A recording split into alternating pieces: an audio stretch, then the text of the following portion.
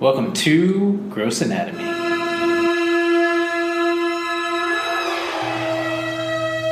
Are we live? Are we live? We're You're live. asking me if we're live?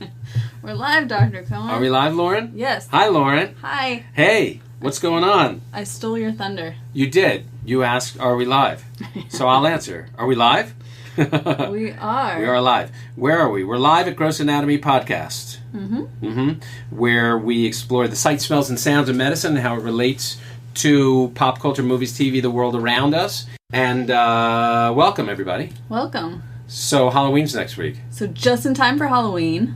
And if you're in LA, did you know the National History Museum is presenting a spooky Hollywood exhibition that reveals the science of the scary? Have you ever Really? been to that? Yeah. No. I guess I'm pretty sure it's brand new. It's not an annual thing? I don't think so. So the Science Museum? The National History Museum. The National in LA. Downtown LA. Yes. Is it So they're doing all discoveries that inspired filmmakers. really? Which is They're what copying us. Yes, that's. How'd they steal our thunder? See, when I was researching what we wanted to do, I was like, they are. Wow. They thought the same thing. They have We should yell at them. new exhibition about these creatures. Do you think they're featuring us? I hope so. Yes. That would be amazing. Dr. Jason Cohen and Lauren Taylor. We just had the best free marketing ever. We're just like, Exactly. when you walk in. Nice. We should go there and plaster our pictures everywhere. Yeah. Actually, I want to take my kids there.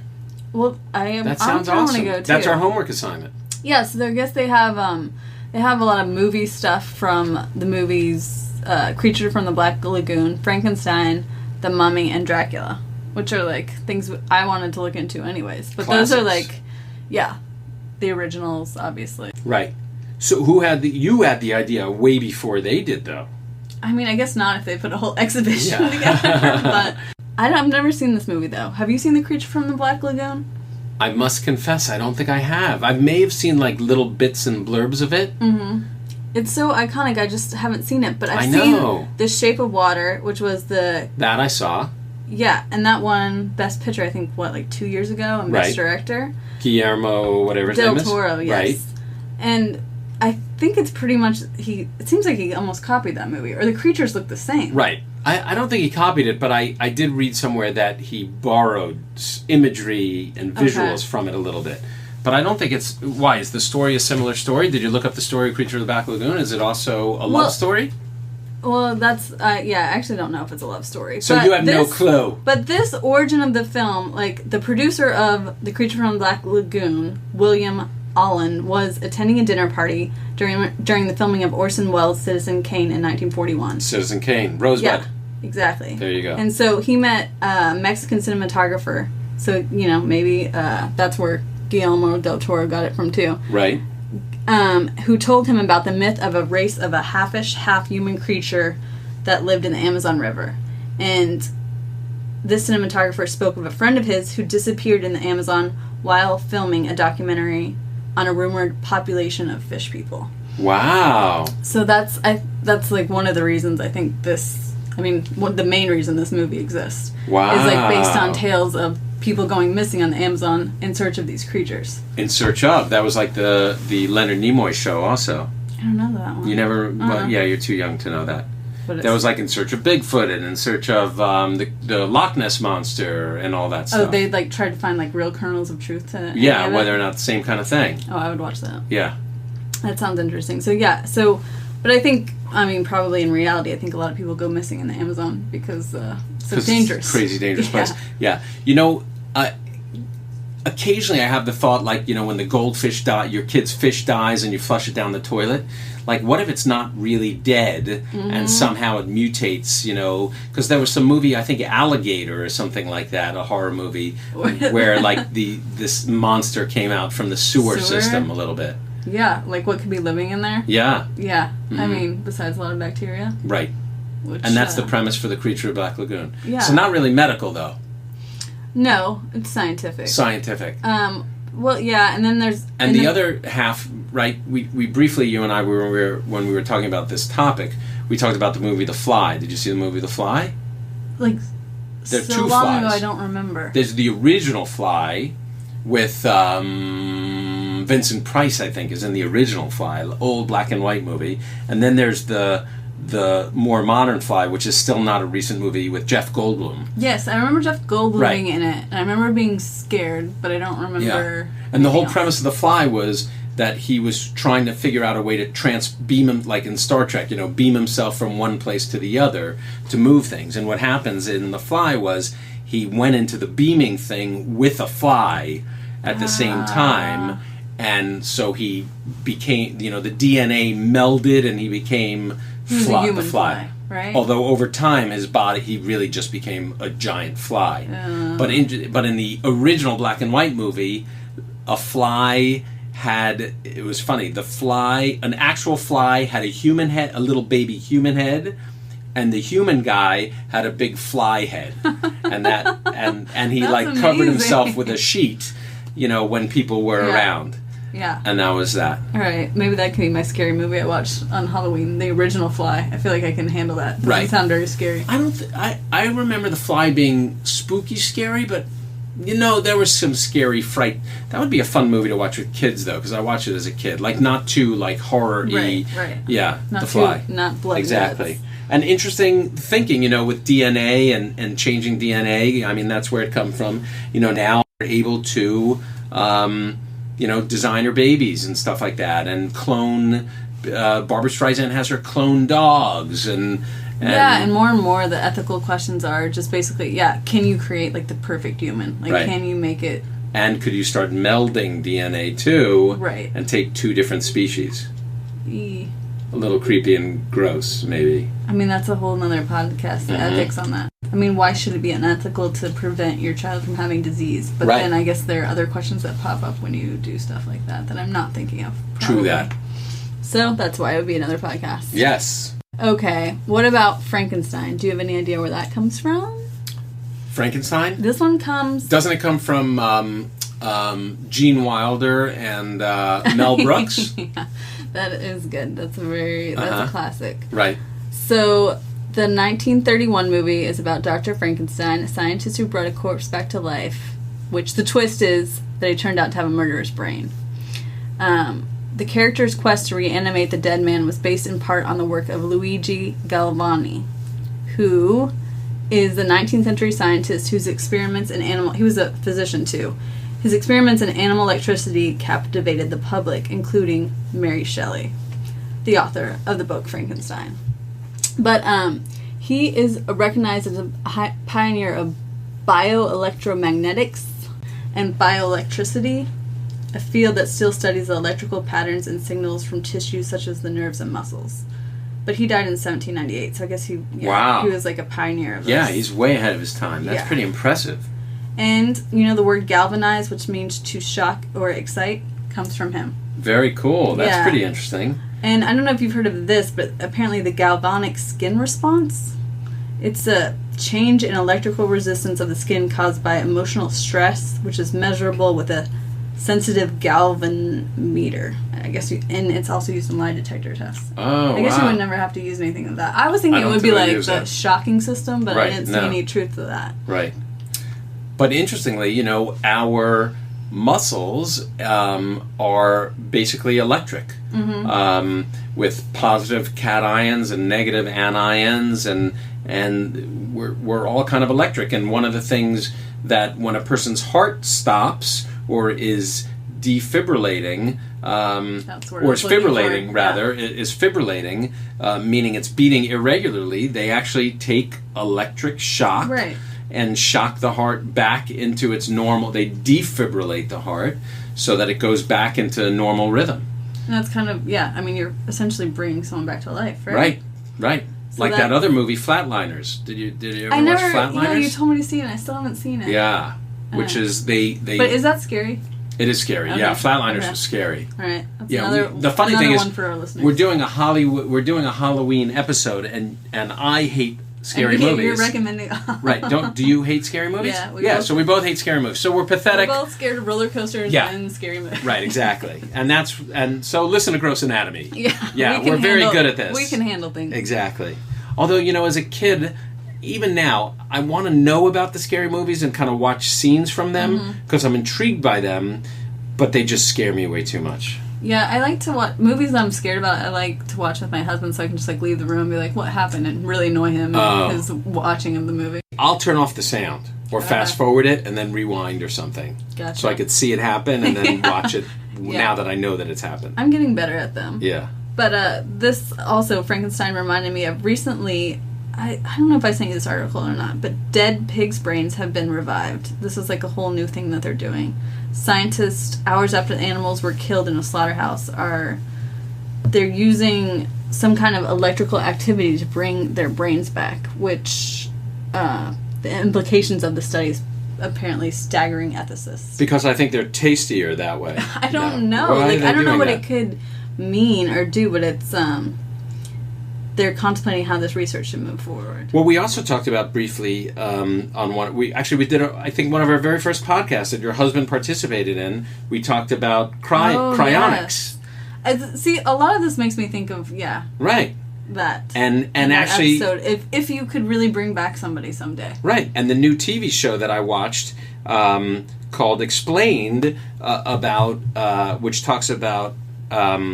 Longevity. Mm-hmm. Also, one of the topics within that specific episode, the only episode I watched, talked about also cryonics briefly and about the thought of freezing themselves to bring them back later on. See, when we first did that episode, I thought it sounded so crazy, but now apparently there's a lot more research into Frankenstein. I guess these pigs' brains, obviously they didn't have consciousness or awareness, but just the fact that they could bring some amount of cellular function was preserved or restored was apparently remarkable. Yeah.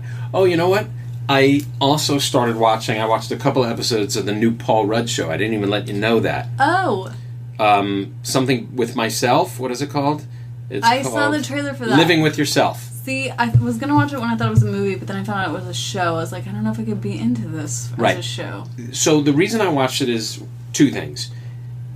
I finished watching Big Mouth, so I'm brokenhearted and I didn't know what to watch. It was before I watched Explain. Mm-hmm. But also, I love Paul Rudd. I think he's amazing. So I watched it. Paul Rudd is amazing in it. And the premise of the show is he is unhappy in his life and someone tells him to go to the spa where you're going to feel amazing. And what it turns out is it's not a spa. They take his DNA and they clone him. And they make a new Paul Rudd and transplant all his memories into the new Paul Rudd, and they're supposed to kill the old Paul Rudd, but they accidentally didn't kill the old Paul Rudd, so now both of them, the pathetic Paul Rudd is still there, and now the supercharged, genetically modified Paul Rudd is there, and it's a cute premise, and that's what it's about. It is. Have you ever seen the movie Multiplicity with Michael Keaton? There's a movie see it, but I heard about it. Yeah. That, I think it didn't do well and people didn't like it, but in my family we thought it was hilarious. Oh, really? There's I think there end up being 4 of him, and one is just really dumb and he's just really funny. Right. Like the way he, I guess his brain wasn't fully formed or something, but the way he acts, Michael Keaton is hilarious. Yeah. But amazing. At some point in time, it may be a reality. Yeah. Probably not in our lifetime, though. That people are cloned? Yeah. Yeah. I still think I'm always going to question cryogenics or cryonics, but... Yeah, we'll be dead, though, before that happens. Yeah. Exactly. All right, so what about... Well, The Mummy. That's kind of an easy one. The film was inspired by the discovery of King Tut's tomb. Tutankhamun. Which was opened in 1922, after lying untouched for more than 3,000 years. And... Why they found it... You probably don't know. Why'd they open it after all that time? I don't know if they just found it. I think they might have just found it. I remember when I was a kid, they had the King Tut Mania, and they had the big exhibition in New York City at the Met, and it was this big extravaganza. I think it was the first time, art exhibitions were always more, about the art, but this was about the show. It was kind of like Ringling Brothers and Barnum Bailey Circus. They made it into this whole big giant spectacle, and people came from all around the world to see King Tut's, the exhibition. It was in either the early 80s or late 70s, and it was this gigantic thing. and it was just so interesting how it actually changed museums and art shows a little bit and kind of made it more about pop and more about the spectacle. It was an interesting thing. Well, yeah, having nothing to do with the mummy, but having no, it does have to do with that, because I think that's all the popularity comes from. Like, what was inside the tomb was like strange animals, statues, gold, like, and people just weren't used to this, so it became like an obsession. And also, it wasn't like the curse of the mummy's tomb came from there, because apparently a wealthy financial backer, Lord Carnarvon, he died like shortly after them finding or opening the tomb. But what he actually died, so they thought like it was like the curse of the mummy, but he actually died of an infected mosquito bite. I hate that. The actual story, like the legend, just becomes greater. Right. I think some other people died probably because they were in Egypt in 1922. You know, like they didn't have their shots, or they're obviously dying of mosquito bites. Right. But it was that people said they died because of the curse of the mummy. And the whole thing about the person being mummied and being mummified is they wrap them up in that wrapping. The goal was to preserve him, King Tut, right? That was the whole goal. That's why he was wrapped up like that and mummified, which has become a word and a kind of like set in kind of rigor mortis-y kind of thing, but preserved, which is interesting. Yeah, and he obviously didn't have any superpowers, but I mean... No, but The Rock, that's kind of how he launched his career, really, wasn't it? From The Mummy? Wasn't The Rock in The Mummy? Like the original Mummy? Or am I wrong? It might have been. Wasn't that not like a Brendan Fraser vehicle? Brendan Fraser was in it too, exactly. But I think it grew. Yeah, that's what I mean. Grew. The original one was 1932, and then I think they made a lot of them. Oh, a ton of them, exactly. Yeah. And then they made the spoofs with Abbott and Costello in The Mummy. I've never seen that. That sounds. I think I've seen bits of it, and then kind of like The Mummy, but not really. You know, this. What do you call it? Just like a soulless person walking around. In Judaism, there's a principle of something called the golem.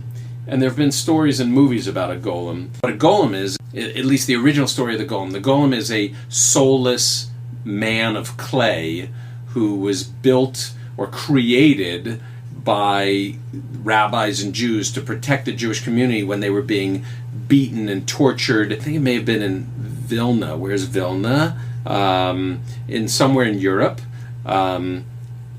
because there were pogroms and they were torturing and killing and murdering the Jews. So one of the great rabbis created this soulless man of clay monster, like Herculean man, to protect the Jews. And from that, interesting stories have gone on too. Horror stories, even love stories. There's a really interesting Michael Chabon wrote this book, Cavalier and Clay, which talks about a golem. And also about comic books. I recommend that book. Okay, Cavalier actually, and Clay. I'm looking for a book. It's really interesting. It talks about a golem. What else? Well, Dracula. Dracula was obviously a book. Bram Stoker published his mesmerizing novel of the same name in 1897. Yes. But people have been believing in vampires for much longer than 1897. Much, like, hundreds of years before that. Apparently, people have just blamed vampires for just like widespread disease and like the plague. Vampires caused everything. Yeah. Because I guess, there wasn't medical science back then, so they didn't, so they created something. I don't think it was Russia who did meddling in the election. I think it was vampires. No. Yeah. Well, it's basically like that. But apparently, do you know the disease porphyria? Porphyria. So you do not. So I know of it. It affects the heme, and I said it wrong before. Blood. The chemical compound which helps make up the hemoglobin found in our blood, yes. But patients suffering itching, rashing, and blisters every time their skin is exposed to sunlight. Wow. And in the very worst cases, the gums recede from the teeth, making them appear far more prominent. So it's thought that kind of vampires came from this specific disease, and people had this... this disease is rare, but apparently it affected more people in Transylvania. Interesting. Because medieval times, those were the people that didn't go outside, and they had a less berry gene pool in Transylvania. Wow, that's pretty cool. Yeah. So that disease may have been the launching point for thinking about vampires. Right. That's pretty cool. Yeah, that's what I did not know that. And it makes sense in my head, but obviously I can't tell you if it's 100% true. What about garlic? Does garlic and porphyria have anything to do with one another? I don't know. That'd be so cool if you knew. That would be... I wish I knew. I don't know. I doubt it helps them, but... Or, you mean like kills them? Who knows? Yeah. Yeah. And then apparently werewolves, that's an easy one. I guess it's from rabies in animals. Right. And then people would get, before the rabies vaccination, they would have rabies. They would get rabid, and then they die though. Right. Right. And if they bit you, if a human they would also make that person rabid too. Right. So Nice. It was thought that the vampire myth started at the same time the werewolf started, because they didn't have medical science, they didn't have medicine. And, Very cool. People were probably walking around rabid, so they look like werewolves. Right. Very good stuff. Yeah. So that's all. Well, there's also zombies. I love zombies. Yes. I mean, zombies is now the new thing.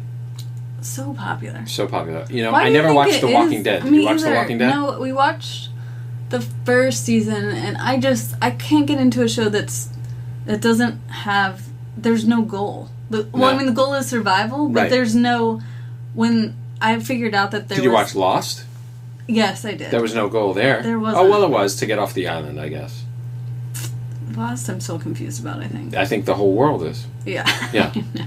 But maybe I just don't know. Walking Dead, I guess, is just about survival, so Yeah. that wasn't enough for me. I haven't watched it. I think I've seen like a quarter of one little random episode in the middle of the season. But, I always want people to be able to find a cure. well, people are into zombies because they were first into the vampires and the werewolves, and the next thing always after that is zombies, which are kind of like mummies. I think zombies and mummies are similar. Yeah, I think it's a lot, too. Although mummies don't infect other people.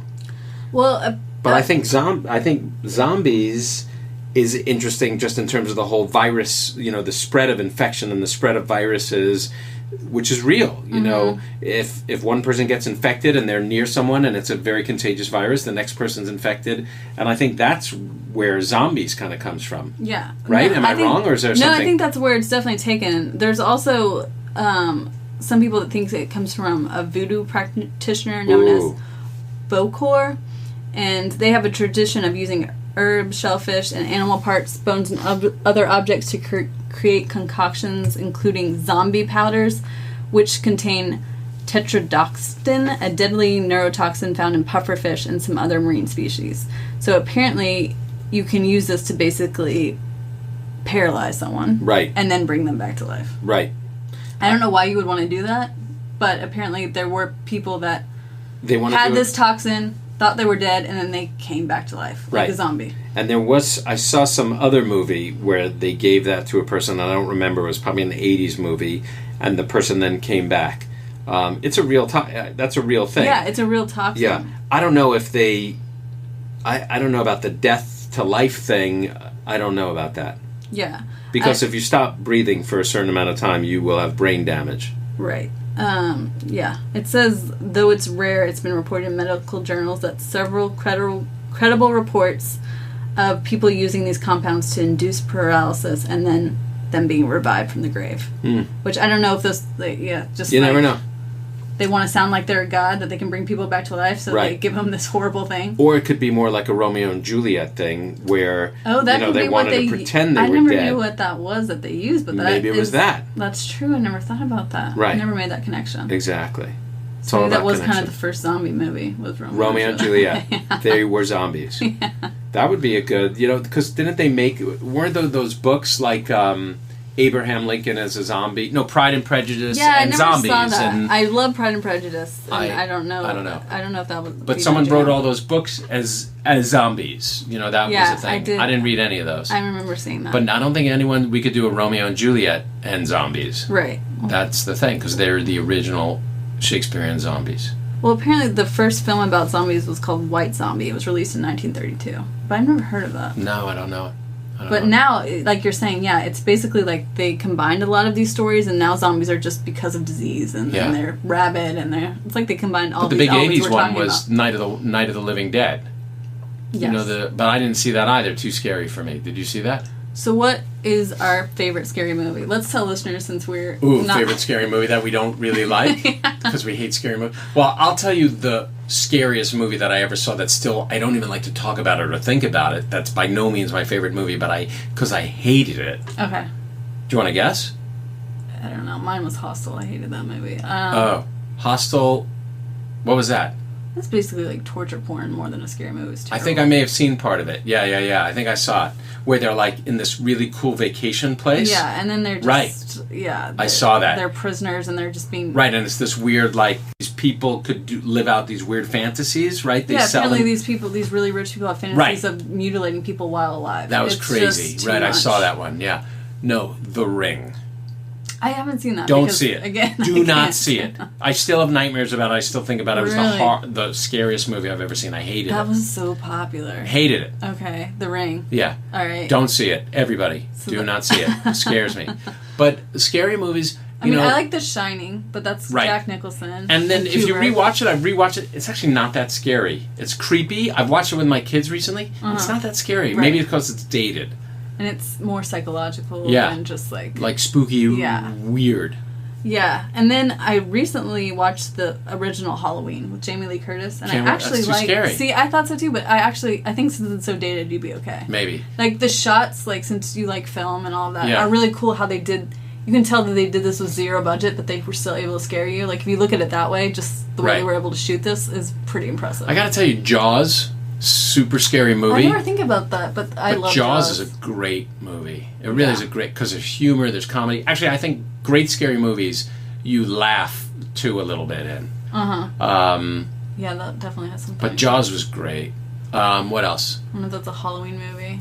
I actually think really scary movies were the Nightmare on Elm Street movies. Oh, I can't. Yeah. And I wish I hadn't watched those, but they were super scary. Super scary. I watched one. Johnny that Depp had was in Nightmares one of Forever. those. You can't watch those. No. And then the Omen movies were interesting. So you watched a lot. I did, because I was very intrigued by them, but I didn't watch them the way I watch them without sound. Do all your daughters and your wife? And I never watched them in theaters. Is this their genre? Do they like it? So you have to? My daughters like scary movies. No, but I didn't watch those with them.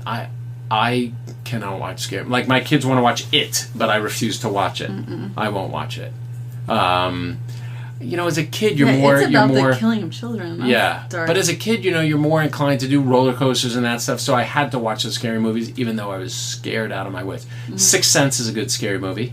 That's a good one. Yeah, it's a fun one. That one. Yeah. And then like other fun scary movies are like Gremlins. That's another fun Halloween scary-ish movie with Matthew Broderick. Did you see it? Yeah. I remember like the popping of some weird gremlins popping. Yeah, weird stuff and not too terrible. No. Yeah. I think Jaws is probably the best. Poltergeist was scary. Well, if I knew we could put Jaws in the scary movie, that would be mine too. Jaws is a scary movie? So now Jaws is our favorite scary movie. I think so. I think it is scary. And not only is it scary, but it's a great movie. I just think of it, as one of the best films. Yeah, but not only is it scary... Also done with like small budget. Right, and but no it scares CGI. you about the ocean. Like, I love the ocean, and I'm a little scared because of Jaws. Yeah. Right? Apparently that kept a lot of people out of the ocean back did. in the day. And it killed a lot of sharks, unfortunately. That is not cool. It's not good. No. Happy Halloween, everybody. This is our Halloween episode. This is our Halloween episode. So Happy thanks Halloween. for joining us on Gross Anatomy, everybody. Thank you.